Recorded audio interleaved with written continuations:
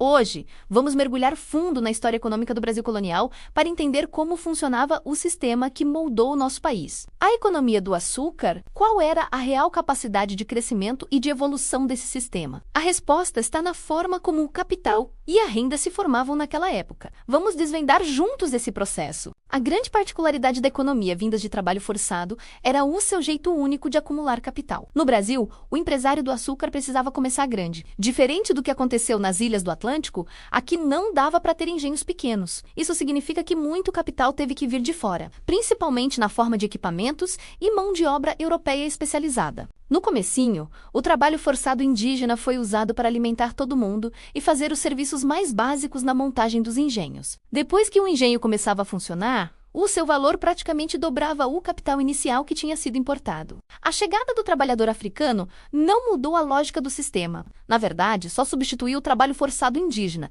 que era menos eficiente e mais difícil de conseguir. A partir daí, a expansão seguia sempre o mesmo roteiro: gastar dinheiro importando equipamentos, materiais e, claro, mais pessoas escravizadas. Com o tempo, a importação de mão de obra especializada diminuiu. Os próprios engenhos começaram a treinar as pessoas que mostravam mais habilidade para os trabalhos manuais. Mas isso não acontecia com trabalho pesado, não especializado. A população não crescia naturalmente. Pelo contrário, tendia a diminuir. Essa foi uma realidade cruel durante todo no período. Vamos pensar no processo de investimento. Depois de comprar os equipamentos e as pessoas, a fase de construção e instalação do engenho acontecia quase sem criar um fluxo de dinheiro. Parte da força de trabalho produzia comida para todos, enquanto o resto construía as instalações. E depois, trabalhava na lavoura e na indústria do açúcar. Numa economia industrial moderna, quando você investe, esse dinheiro vira renda para a comunidade. Pense numa construção hoje.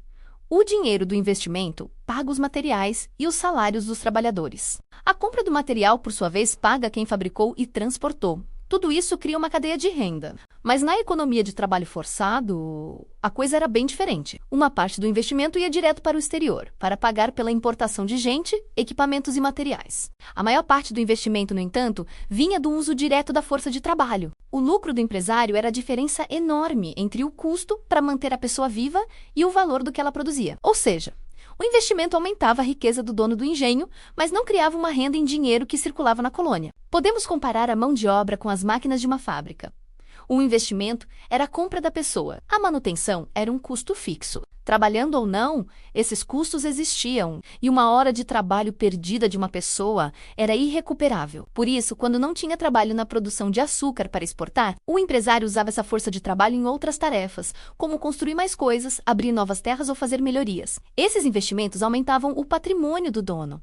Mas, de novo, sem gerar um fluxo de dinheiro na economia local. Os gastos com consumo seguiam uma lógica parecida. Boa parte era gasta no exterior, importando artigos de luxo. Outra parte era usar a mão de obra para serviços domésticos. Nesse caso, a pessoa era como um bem de consumo durável. O serviço que ela prestava já estava pago no momento da sua compra, assim como o serviço de um carro está embutido no preço que você pagou por ele. Se os trabalhadores domésticos parassem de trabalhar, a renda da colônia não se alteraria. Da mesma forma que a renda de um país não muda se os carros particulares pararem de circular. Então, como essa economia funcionava no geral? Quase todos os fatores de produção pertenciam ao empresário. Isso significa que a renda em dinheiro gerada pela produção ia quase toda para as mãos dele. E essa renda vinha basicamente do valor das exportações. Se quase toda a renda vinha das exportações, é lógico que quase todo o gasto em dinheiro ia para as importações. O fluxo de renda acontecia entre o engenho e o exterior. A economia local, para a maioria das pessoas,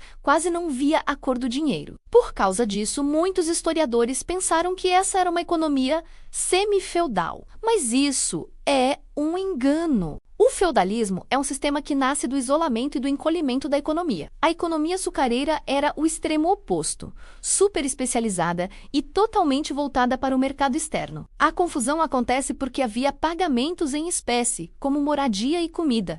Mas, na verdade, o pagamento ao fator de produção era feito de uma vez só, no ato da compra da pessoa. A manutenção era só um custo corrente, como a manutenção de uma máquina. Voltando à nossa pergunta inicial, esse sistema tinha chance de evoluir?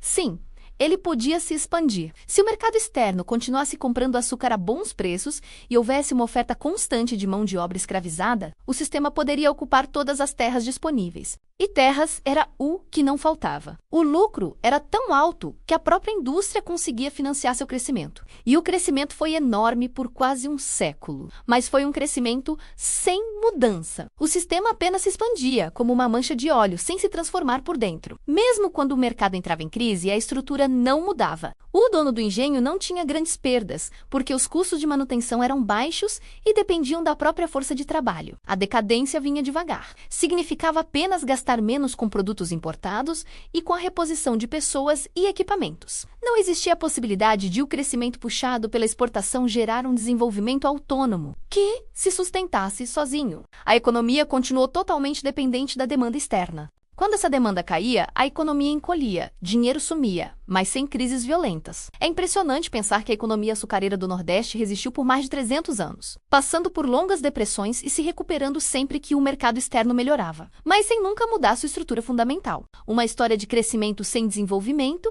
que deixou marcas profundas na formação do Brasil. Obrigado por assistir até aqui. Se você gostou de entender melhor a complexa formação econômica do nosso país, não se esqueça de deixar seu like, se inscrever no canal e ativar o sininho para não perder os próximos vídeos. Até a próxima!